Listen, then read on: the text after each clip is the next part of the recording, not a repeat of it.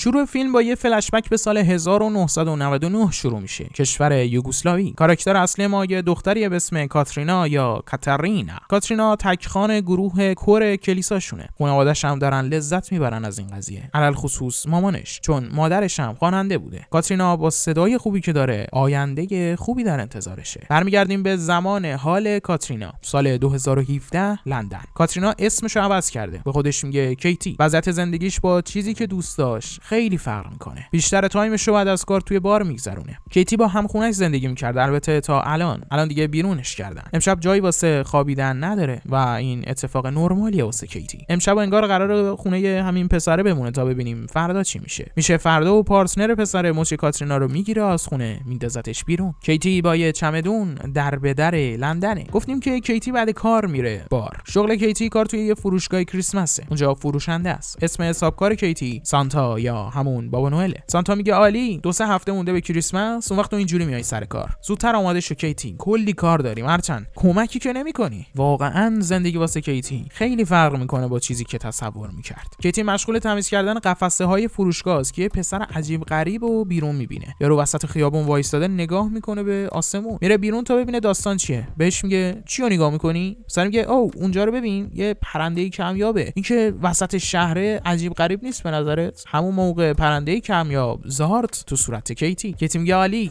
شانس من چی؟ عجیب غریب نیست به نظرت؟ کیتی امشب جا واسه خوابیدن نداره. واسه همین زنگ میزنه به یکی از دوستای قدیمیش به اسم جنا. جنا هم نمیاره. قبول میکنه که کیت بره خونه‌شون و امشب اونجا بمونه. جنا حامله است. کف اتاق خواب بچه‌شون یه تشک پهن کردن که کیتی اونجا بخوابه. چی بهتر از این؟ اسم شوهر جنا رفوسه. رفوس خیلی با کیتی حال نمیکنه. اینکه توی خونه‌شون باشه حس خوبی بهش نمیده. دلیلش هم اینه که خاطرات خوبی ازش نداره. آخرین باری که اومده بوده خونه‌شون زحمت چندین ماهش برای ساخت یه قایق چوب کبریتیو توی چند ثانیه به باد داده بوده. جنا کیتو بیدار میکنه و میگه پاشو وقت شامه. کیتی میگه ممنون، من سبزیجات دوست ندارم. نوشیدنی هم که خونه شما پیدا نمیشه. من شامو بیرون میخورم، ولی قول میدم زود برگردم. و از کیتی خبری نمیشه تا اینکه نصف شب برمیگرده. صبح هم با یه پسره از اتاق میزنه بیرون. بعدش هم با یه موده سلام، صبح بخیر، چی نشده ها؟ همه چی خوبه؟ من خوبم، تو خوبی؟ اینجوری. کیتی میاد بشینه روی لبه مبل که کاردستی جدید رفوسو هم نابود میکنه. و این یعنی کیتی باید بگرده امشب هم دنبال یه جای خوابه دیگه. وقتی کیتی برمیگرده سر کار یه مرد آلمانیو میبینه که اومده فروشگاه واسه خرید. مدل رفتارش یه خورده عجیبه. رفتار سانتا هم یه خورده عجیب تره. دوتایی وایسادن روبروی هم و به هم خیره شدن. انگاری یه خبراییه. یارو بدون اینکه جرأت کنه حرفشو بزنه مسیری که اومده رو برمیگرده و میره. سانتا وانمود میکنه که چیز خاصی نیست و اتفاقی نیفتاده، ولی کیت فهمیده که انگاری اون یارو از سانتا خوشش میاد. سانتا هم همچین بعدش نمیاد. درسته شرایط خوب پیش نمیره، اما کیتی داره تلاش میکنه به رویاهاش برسه. امشب باید با عجله مغازه رو ببنده و بره واسه یه تست خوانندگی. الانم خیلی دیرش شده. با همون لباس الفی که تنشه با عجله خودشو میرسونه و بدون آمادگی و با استرس زیاد میره روی سن. و همین استرس داشتن و استرابش باعث میشه که تست رو هم گند بزنه. وقتی از سالن میاد بیرون تامیو میبینه. بهش میگه تو همون پسر عجیبه دم مغازه ای مگه نه؟ واسه ببینم تعقیبم میکنی؟ تامی میگه نه، یه بسته برده بودم بعد اینجا تحویل میدادم. همه چی تصادفیه. میگم حالا که تصادفی خوردیم به هم، نظرت یه خورده با هم قدم بزنیم؟ کیت میگه همین الان از یه تست خوانندگی میام که بد گند زدم توش، پس نه ممنون. تا میگه عالی، بهتر از این که نمیشه، بیا بریم یه جایی که قول میدم حالتو بهتر بکنه. تام کیتیو میبره به یه پارک دنج، یه جایی شبیه به باغچه که واسه کریسمس هم تزیینش کردن. تا میگه اینجا نقطه و محل امن منه. آروم هم میکنه. تو چی دوستش داری؟ کیتی میگه امشب خیلی خوش گذشته، میخوای شماره‌تو بدی داشته باشم؟ تا میگه شرمنده، من موبایل ندارم. یعنی دارم و ازش استفاده نمیکنم. آخه میدونی خیلی عجیبه اینکه همیشه یه چیزی دنبالت باشه که بخوای بهش خیره بشی. خودم پیدات میکنم. توی همون فروشگاه کار میکنی دیگه، درسته؟ فردا صبح وقتی کیتی برمیگرده سر کار میبینه مغازه شلوغ پلوغه. مامورای پلیس هم اومدن. دیشب انگاری دزد زده به فروشگاه و پلیس هم اومده تا گزارش اتفاقات رو بنویسه. سانتا میگه شیشه درو شکستن، همینجوری اومدن تو، چیز خاصی هم نبردن، انگاری کار چند تا بچه بوده باشه. اما مسئله اینه که دیشب وقتی کیتی میخواست بره اونقدر عجله داشت که درو قفل نکرد، وگرنه حمله و شکستن شیشه اتفاق نیفتاده. سانتا میگه تو مجبورم کردی شیشه مغازه خودمو بشکنم تا بتونم از بیمه غرامت ندونم کاری تو رو بگیرم. من قانون شکستم فقط به خاطر حواس پرتی تو. میدونی چرا استخدامت کردم؟ چون با انگیزه بودی، با مردم گرم میگرفتی، همه چیز فوق العاده بود. اما نمیدونم چرا همه چیز یهویی عوض شد. الان باید اخراجت بکنم چون بار اولت نیست، خودت هم خوب میدونی، اما نمیدونم چرا، ولی میخوام بهت یه شانس دیگه بدم. ثابت کن که اشتباه نمیکنم کیتی. کیتی شب تا دیر وقت میمونه تا مغازه رو دوباره مرتب کنه. همون موقع سر و کله تامی هم پیدا میشه، میاد تو مغازه تا به کیت کمک کنه. کیتی شروع میکنه قُر زدن بابت اتفاقات زندگیشو، تامی هم گوش میده. کیت میگه نمیدونم چه جوری، ولی میخوام به سانتا ثابت کنم قدر اعتمادشو میدونم. تامی میگه کاری نداره که، یه کاری بکن که خوشحال بشه، هر کاری که خودت میدونی. راستی کارت کی امشب تموم میشه؟ چون میخوام ببرمت یه جا که تو هم خوشحالت بکنه. هفته دیگه کیتی یه تست خوانندگی دیگه داره واسه یه فیلم فروزن، برای همین باید اسکی کردن روی برف یاد بگیره. تامی هم قایمکی آوردتش توی یه سالن تا واسه تست آمادهش بکنه و اسکی کردن رو بهش یاد بده. فردا صبح کیتی همون داداش آلمانیمونو بیرون مغازه میبینه، میره باهاش حرف میزنه و راضیش میکنه تا اون چیزی که میخواد و بالاخره به سانتا بگه و نتیجه میده. سانتا و طرف قرارمدارای دیتشون رو با هم میذارن. این وسط 2-3 روزی میشه که از تامی خبری نشده. کیت هم شماره‌ای ازش نداره تا بهش زنگ بزنه. فقط یه چیزو در مورد تام میدونه، اینکه شبا به طور داوطلبانه توی یه مرکز حمایت از بیخانمانا کار میکنه. میره اونجا از مسئولش میپرسه شما اینجا کسی به اسم تامی دارید؟ مثل اینکه دارن. تام توی مرکز زیاده ولی هیچ کدومشون اون تامه نیست. بعد از چند وقت کیت برگشته خونه. کنار خانواده‌اش یه جشن کوچیکی به راهه به مناسبت ترفیع کاری خواهرش مارتا. رابطه خانوادگی کیت یه خورده پیچیده و به هم ریخته است. علل خصوص رابطه دوتا خواهر، یعنی کیتی و مارتا. مدام دوتا خواهر به دلایل مختلف با ربط و بی ربط با هم دعوا میکنن. رابطه پدر و مادرش هم همچین تعریفی نداره. بابای کیت توی لندن راننده اوبره، از همسرش طلاق نگرفته اما جدا از هم زندگی میکنن و خب با این شرایط معلومه آخر مهمونی چطور قراره تموم بشه. کیتی سرگردونه، دوباره برگشته همون جای همیشگی، بار و درینکی خوردن. جا واسه رفتنم نداره، نمیخوادم برگرده خونه پدر مادرش. میره سمت همون مؤسسه تا شاید یه خبری از تام شده باشه، اما پشیمون میشه. موقعی که ناامید میخواد برگرده، تامی با همون دوچرخش پیداش میشه. کیت عصبی بهش میگه معلومه کجایی، 2-3 روز هیچ خبری ازت نیست. تام میگه شرمنده‌ام، یه سری کیس مشاوره داشتم که باید بهشون مشاوره میدادم. یه سری آدمایی که عصبیان و همینطور تنها، دقیقاً مثل تو. انگار یه کیس مشاوره دیگه واسم جور شده، نه؟ را بیافت ببینیم باید چیکار کرد. کیتی میپرسه این سری میخوای منو کجا ببری؟ تام میگه امشب میریم خونه. تام یه خونه خیلی نقلی و جمع و جور و تر و تمیز داره. کیتی میگه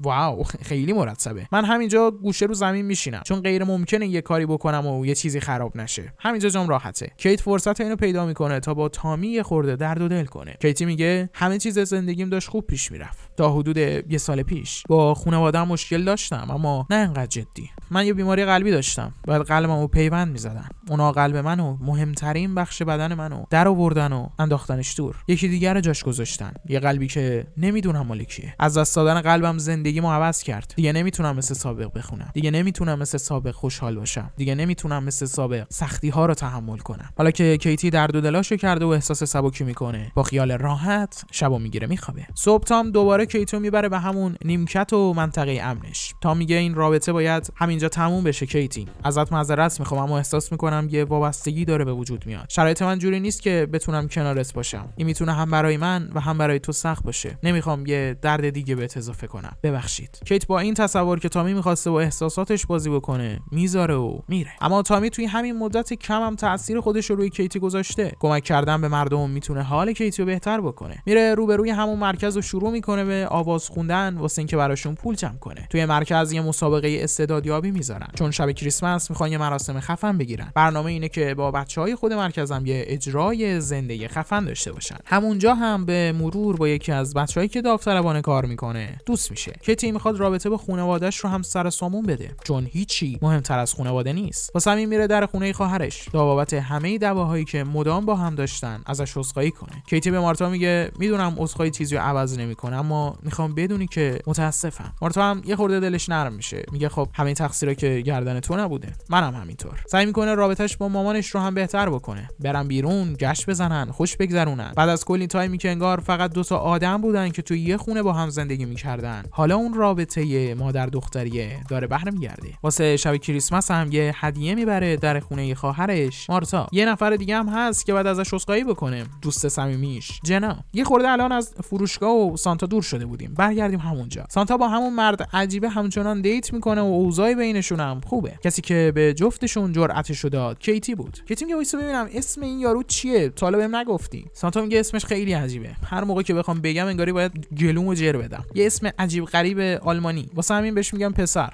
اونم دوست داره. تو بگو وضعیتت با تامی چطوریه؟ کیتی میگه هیچی، خیلی وقت ازش خبری ندارم. سانتا میگه من جات بودم یه سر بهش میزدم یا یه زنگ میزدم. از اونجا اونجا که تام گوشی نداره میره خونه‌اش تا ببینه در چه حاله. در خونه تامی بازه، یه نفرم توی خونه است اما خود تام نیست. طرف میگه خوش اومدید، برای بازی تشریف آوردید دیگه، درسته؟ کیتی میگه من با تام کار داشتم، همون که اینجا زندگی میکرد. طرف میگه کسی اینجا زندگی نمیکنه، الان چندین ماهه که اینجا تخلیه است، فکر میکنم نزدیک به یه سال میشه. آپارتمانو گذاشتم واسه فروش، منم املاکیم، قراره معاملش بکنم، فکر کردم شما واسه همین اومده باشید. کیت میگه همچین چیزی نمیشه، اینجا مال یه پسر است به اسم تام وبستر. طرف میگه درسته، آخرین مالک اینجا یه آقایی بود به نام تام وبستر، پارسال شب کریسمس با یه اتوبوس تصادف کرد و فوت شد. از اون موقع هم این خونه خالیه. تامی توی تصادف کشته میشه، دقیقاً همون موقعی که اوضاع قلب کیتی هم بحرانی بوده. قلبی که الان توی بدن کیتیه قلب تامه. تمام این مدت هم تامی توی ذهن کیتی بوده. دلیلش هم اینه که تام الان یه بخشی از وجود کیتی رو تشکیل میده. اون نیمکتی که تام بهش میگفت منطقه امن، همون نیمکتی که میشستن روش، محل یادبود تامیه به عنوان یه آدم درستکار و فداکار. 2 هفته از این اتفاقا میگذره. شب سال نو کریسمس توی مرکز حمایت از بیخانمانا مراسم گرفتن. هر کی هم که توی این تایم فیلم دیدیم اومده. اجرای مراسم با کیتیه، با همون لباس الف سر کارش. کیتی با بکس مرکز یه بند موسیقی تشکیل داده و یه اجرا به راهه. کیتی الان دوباره میتونه بخونه، میتونه شاد باشه، چون میدونه قلبی که الان توی سینه‌اش میتپه مال یه فرشته‌ایه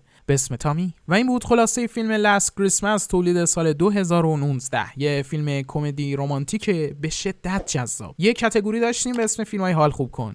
این یکی از اون فیلمایی که اون بالای لیست منه. خیلی این فیلمو دوست دارم، یعنی لذت میبرم از اینکه هر چند وقت یه بار، سالی یه بار یا 2 سال یه بار یه ریویو ازش داشته باشم. موسیقیایی که توی فیلم پخش میشه فوق العاده است، علل خصوص و اصلی ترینش هم خود ترک لاست کریسمسه که آخر فیلم توی جشن امیلیا کلارک اجراش میکنه. لینک اون اجرا رو براتون میذارم توی دیسکریپشن. اجرای ترک لاست کریسمس که کیتی توی همون جشن آخر فیلم میخونتش. خیلی خوبه، خیلی خوبه، حتما ببینیدش. اگه دنبال یه فیلم حال خوب کن و امیدبخشی، به نظرم تماشا کردنش میتونه برات جذاب باشه. فیلم چیز جدیدی شاید نداشته باشه، یعنی تیکه های مختلفش رو شاید جاهای مختلف دیده باشیم و برامون تکراری بشه. دختری که داره زندگیشو هدر میده، یه پسر مهربونی که میخواد اوضاع رو درست کنه، اتفاقات تصادفی که میفته، تیکه هایی که به هم میندازن، کمدیایی که توش هست. اما بعضی وقتا همین فیلمای کلیشه‌ای هم میتونن یه ساختار جذاب داشته باشن. علل خصوص اگه یه موسیقی متن جذاب داشته باشه، یه پیام خوب داشته باشه و همینطور بازی جذاب. امیلیا کلارک واقعا خفنه تو این فیلم. در کل اگه بخوام من به این فیلم نمره بدم، شاید نمرم یه خورده غیر منطقی باشه، ولی نظر شخصی منه و چیزی که خودم دوستش دارم. واسه همین نمره من به فیلم لاست کریسمس تولید سال 2019 8. خیلی دوست دارم نظر شما و نمرتون رو توی کامنت ها برام بنویسید. حالا که تا اینجا اومدیم، بریم سراغ معرفی یه فیلم خفن فانتزی دیگه. هممون در مورد غول چراغ جادو شنیدیم. یه غولی که 3 تا از آرزوهای تو رو برآورده میکنه، اما در مورد قوری جادویی فکر نمی‌کنم شنیده باشی. یه قوری که در ازای آسیب زدن به خودت اوورت دلار میده. هر چقدر که این آسیب‌ها شدیدتر باشه، قوری بیشترش میکنه و دلار بیشتری هم میده. این خلاصه فیلمیه که همین الان روی صفحه داره بهت ساجست میشه و پیشنهاد میکنم حتما ببینیش. اگه ویدیو رو دوست داشتی حتما لایکش کن و کانال خودت رو هم سابسکرایب کن. از وقتی که گذاشتی این فیلمو تماشا کردی ازت صمیمانه متشکرم و در پایان